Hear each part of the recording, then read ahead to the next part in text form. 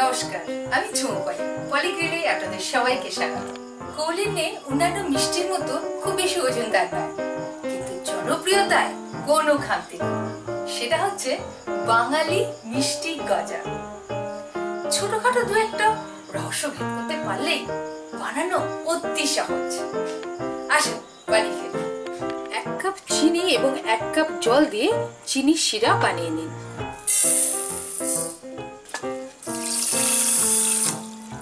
সুন্দর গন্ধ হওয়ার জন্য এলাচ এবং দারচিনি গুঁড়ো একটু মিশিয়ে দিন।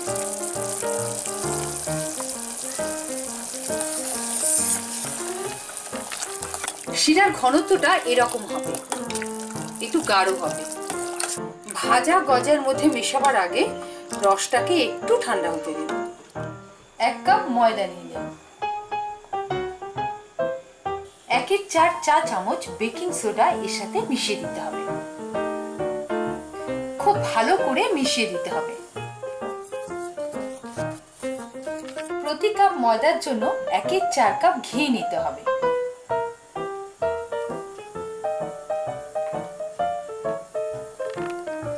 খুব ভালো করে মিশিয়ে দিতে হবে। এমন ভাবে মিশিয়ে দিন যেন বড় দানা না থাকে। আপনার গজা ঠিকঠাক হওয়ার জন্য এই মিক্সিংটা খুব জরুরি। এবার এতে জল মেশাতে হবে, কিন্তু খুব সামান্য, চামচে করে করে মেশাবেন যাতে বেশি না হয়ে যায়। কারণ খুব শক্ত শুকনো শুকনো ডো বানাতে হবে। আমার ডো রেডি হয়ে গেছে। এরকম শক্ত টাইট ডো হবে। দেখুন গাটা এরকম প্লেন হয়নি লুচি পরোটার মতন, কারণ এতে ময়েশ্চার কম আছে। গাটা এরকম ফাটা ফাটা মতো দেখতে হবে।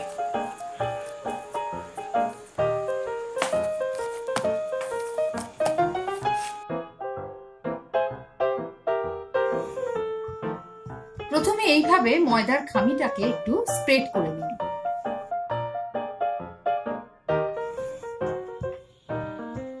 এবার এটাকে 4টে টুকরো করে নিন।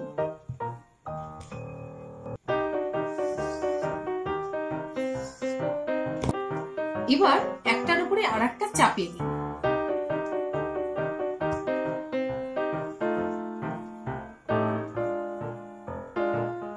আবার আগের মতন এটাকে স্প্রেড করে দিন।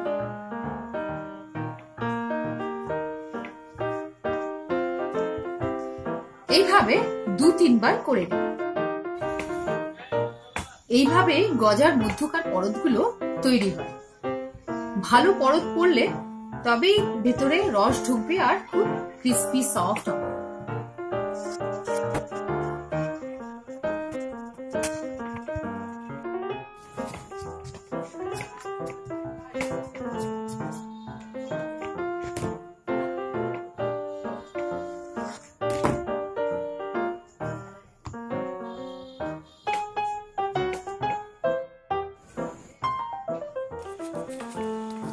এবার এটাকে চৌকো চৌকো গজার আকারে কেটে নিতে হবে।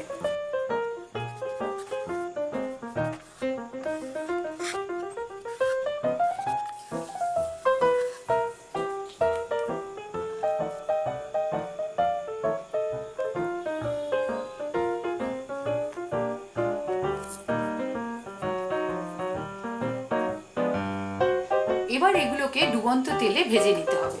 একটা কথা মনে রাখতে হবে, গজা যখন তেলের মধ্যে ছাড়বো তখন তেল যেন বেশি গরম না হয়, হালকা গরম হবে। যেমন আমরা সিঙ্গারা ভাজার সময় তেলটাকে হালকা গরম রাখি। দেখুন তেলটা খুব বেশি গরম হয়নি, সেই জন্য তেলটার মধ্যে বুদবুদ কাটছে না। দেখুন গজাগুলো কিরকম তেলের উপর ভেসে উঠেছে। রং পরিবর্তনটা লক্ষ্য করুন, কি সুন্দর মুচমুচে সোনালী রঙে পরিবর্তন হচ্ছে।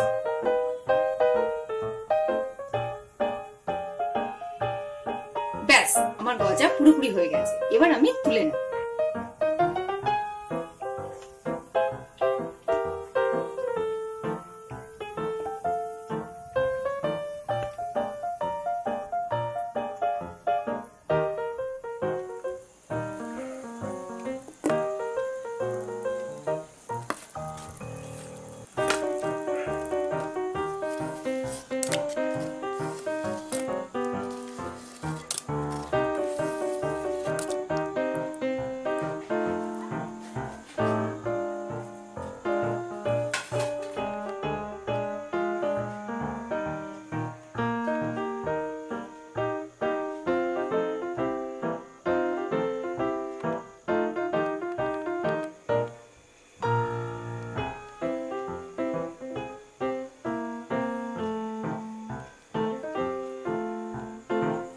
বাংলার এই মিষ্টি গজা থেকে আরো কত রকমের মিষ্টি যে উৎপত্তি হয়েছে তার ইয়ত্তা নেই।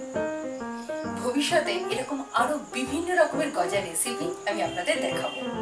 আশা করি এই গজা আপনাদের খুব ভালো লেগেছে। আমার চ্যানেল সাবস্ক্রাইব করুন, আমার সঙ্গে থাকুন, আবার দেখা হবে। টাটা।